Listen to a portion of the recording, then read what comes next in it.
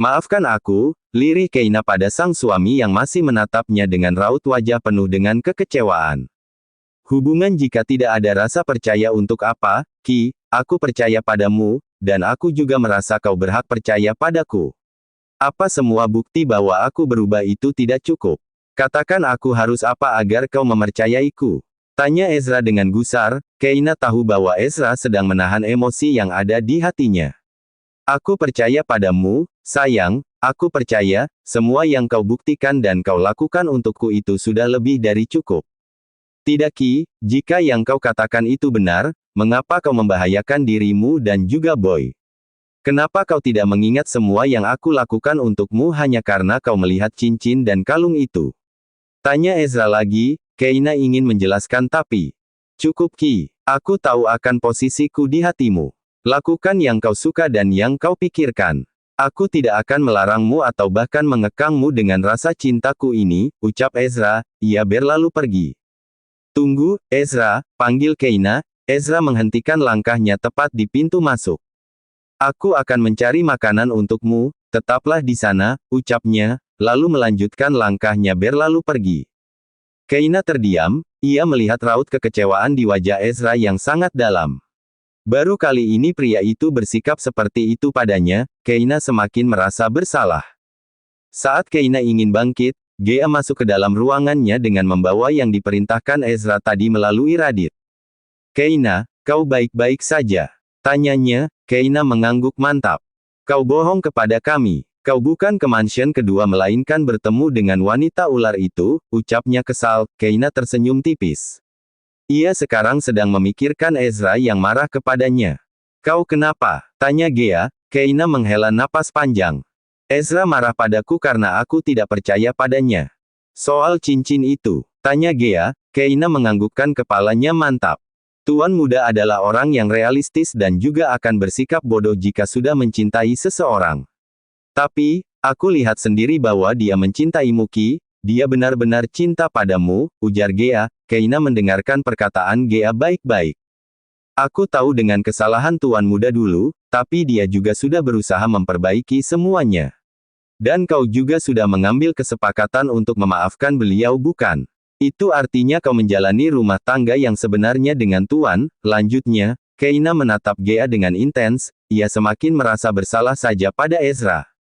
Kau tahu itu artinya apa? Artinya kau harus mempercayai Tuan sepenuh hatimu, apalagi ada Boy di dalam perutmu. Hal apa yang membuatmu ragu dengan Tuan muda? Bahkan kau tahu sendiri bagaimana sikap Calista bukan? Aku menyesal, ucap Keina pelan. Gea menggenggam tangan Keina erat. Tuan muda hanya sedikit marah padamu karena kau tidak percaya padanya sehingga kau membahayakan nyawamu sendiri, ucap Gea. Lalu aku harus apa sekarang? Tanya Keina lugu. Minta maaf dong, gitu aja nanya, jawab Gea cepat. Sontak Keina memukul pelan lengan Gea. Mereka saling tertawa satu sama lain. Ezra masuk ke ruangan Keina bersama dengan Radit. Gea memberi kode kepada Keina untuk memulai aksinya. Gea, aku akan mengantarmu pulang ke mansion utama, ucap Radit. Gea mengangguk mengerti. Gea pamit kepada Ezra dan juga Keina. Tinggallah Ezra dan Keina berdua di ruangan itu. Hari sudah mulai malam. Ezra menata makanan yang baru saja ia beli. Ia juga merapikan sofa yang ada untuk tempat tidurnya nanti. Keina harus dirawat inap selama 1 hari atas saran dari dokter Danu dan Tari. Keina memerhatikan Ezra yang sedang sibuk menata makanan di piring. Suamiku, panggilnya. Ezra hanya diam fokus dengan kegiatannya.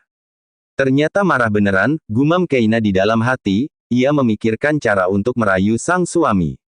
Makanlah dulu, setelah itu minum obat dan tidur, ucapnya. Ezra meletakkan piring itu di pangkuan Keina yang duduk di atas bed pasien. Keina mengerucutkan bibirnya, apalagi saat melihat Ezra yang memberikan piring itu tanpa mau menyentuh tangannya sama sekali. Aku ingin disuapin sama suamiku, pinta Keina. Ezra melihat wajah Keina yang penuh harap. Akhirnya Ezra mengalah. Ia mengambil piring itu di tangan Keina lalu menyuapi istri kecilnya dengan telaten. Wah Boy, kita disuapin ayah loh, ucap Keina dengan sedikit bernada manja agar pria itu terpancing atau bahkan tersenyum kepadanya. Tapi Ezra malah mengusap-usap perut Keina tanpa bicara sepatah kata pun. Keina mengunyah makannya sambil menatap kesal Ezra. Pria itu tetap berekspresi datar. Setelah selesai makan, Keina meminum obat lalu berbaring di atas bed pasien sambil melihat Ezra yang sedang menonton televisi yang menyiarkan acara politik yang dirinya tidak paham. "Suamiku, cari acara kartun dong," pintanya. Ezra langsung mengambil remote lalu mencari acara yang diminta Keina. Ezra menemukan siaran kartun anak TK botak kembar berbaju kuning dan biru.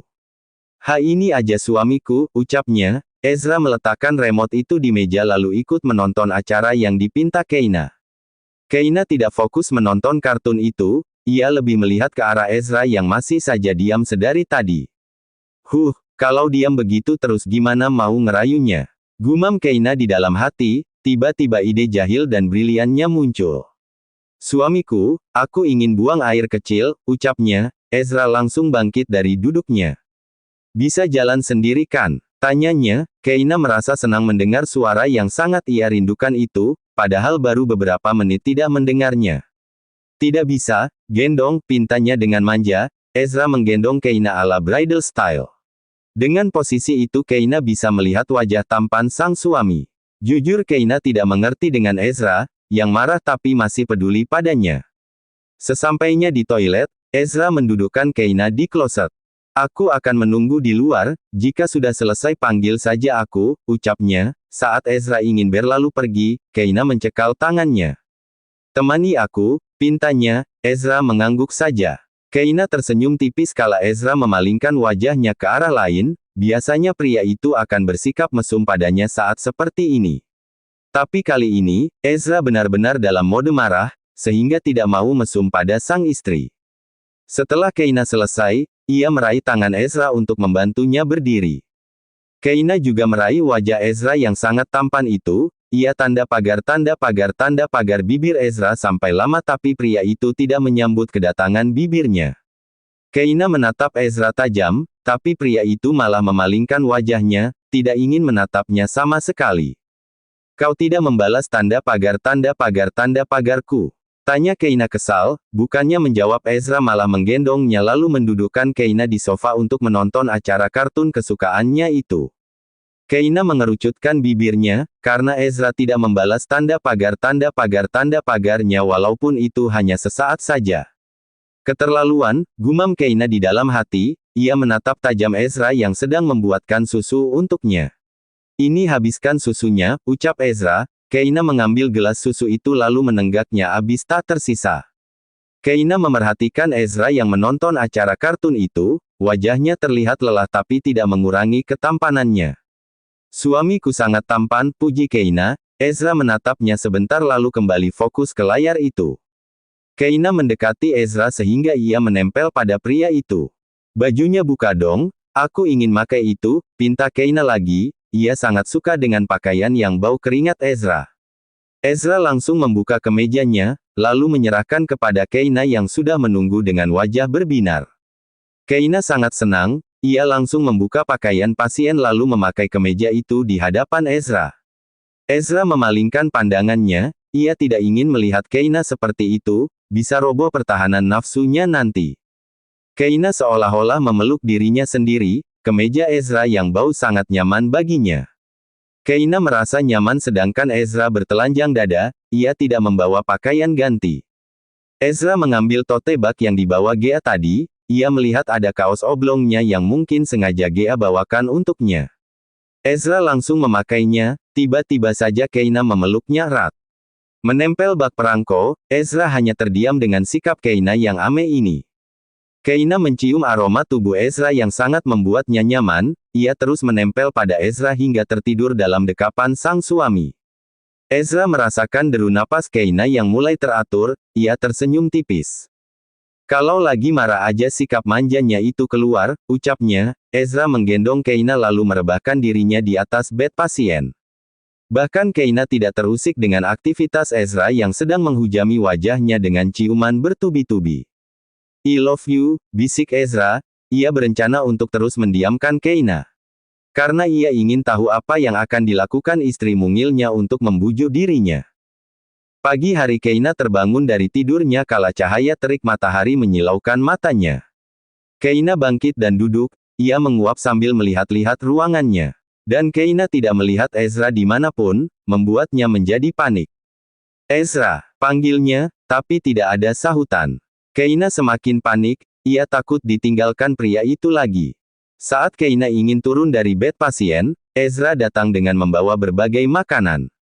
Kau dari mana? Tanya Keina. Ezra menunjukkan berbagai bungkus makanan yang ia bawa. Keina menatapnya kesal, tapi pria itu tidak menghiraukannya. Lain kali kalau mau pergi beritahu aku, ucap Keina. Ezra memotong buah-buahan yang ia bawa tadi. Kau juga tidak pernah pamit padaku, untuk apa aku melakukan itu, jawabnya. Keina seketika terdiam, perkataan Ezra membuatnya sedikit terpojok.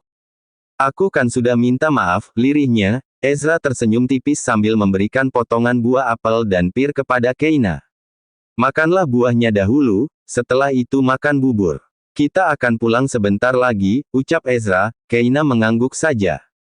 Keina ingin sekali Ezra yang dulu, manja kepadanya dan selalu posesif kepadanya. Keina tidak suka dengan Ezra yang seperti ini, tapi ia malu untuk protes kepada pria itu. Ezra berubah juga karena ulahnya. Andai Keina percaya padanya mungkin hal ini tidak akan terjadi.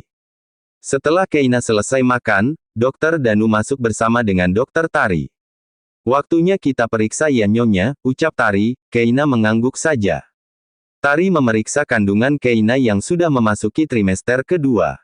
Semua bagus Nyonya, tetap jaga diri dan jangan banyak beraktivitas yang berat-berat, jelasnya.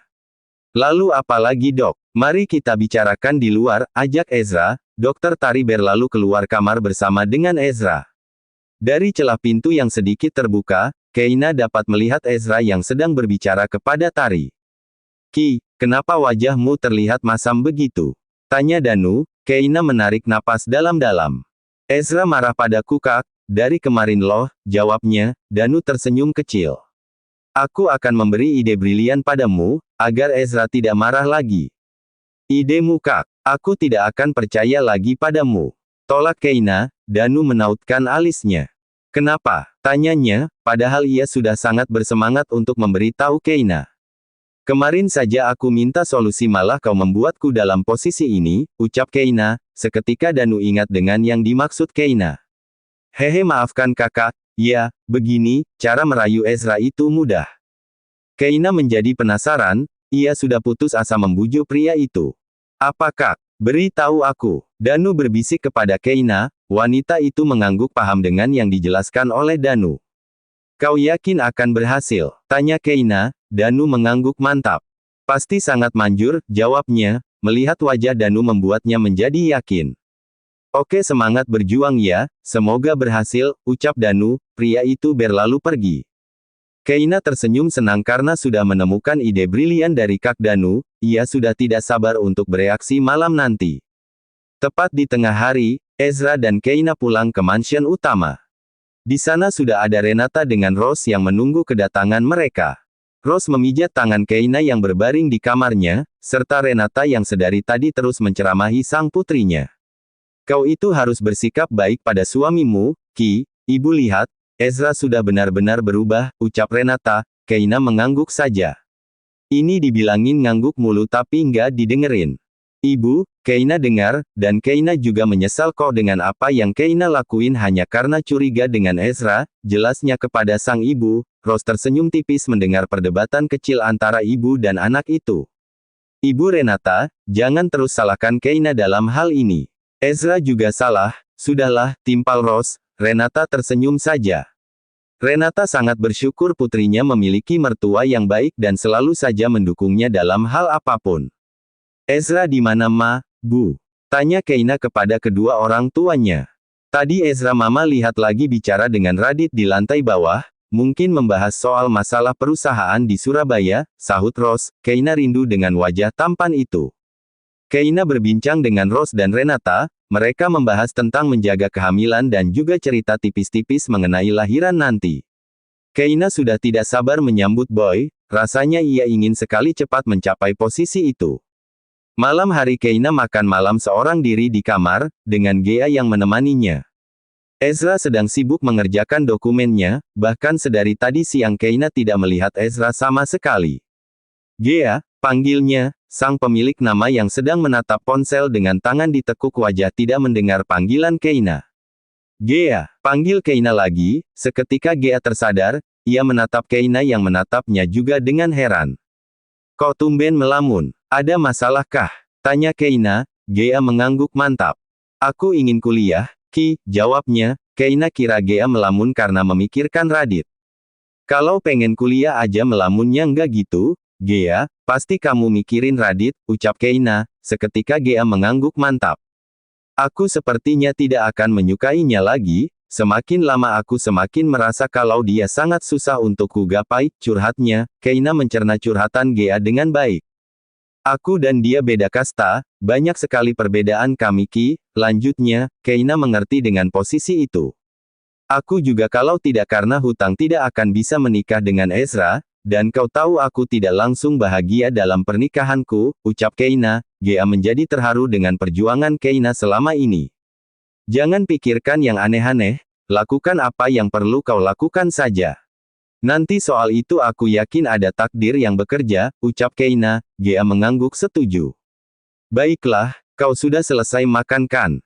Aku mau tidur nih. Sudah, susunya juga sudah habis. Gea mengambil nampan, menata rapi piring dan gelas di benda itu lalu pergi dari kamar Keina untuk beristirahat. Keina melihat jam yang menunjukkan pukul 22, tapi sang suami tidak juga masuk ke kamar. Apa dia akan tidur di ruang kerjanya? Apa semarah itu dia padaku? Tanya Keina pada dirinya sendiri, tiba-tiba ide dari Danu muncul di benaknya. Akan ku coba, ucapnya. Keina bangkit menuju walk-in closet untuk mengerjakan rencana merayu sang suami. Jangan panggil aku Keina Adinata kalau ini tidak berhasil, ucapnya sambil bercermin di kaca. Ayo boy, dukung mamamu ini dalam misi merayu ayahmu, ucapnya sambil mengusap-usap perutnya.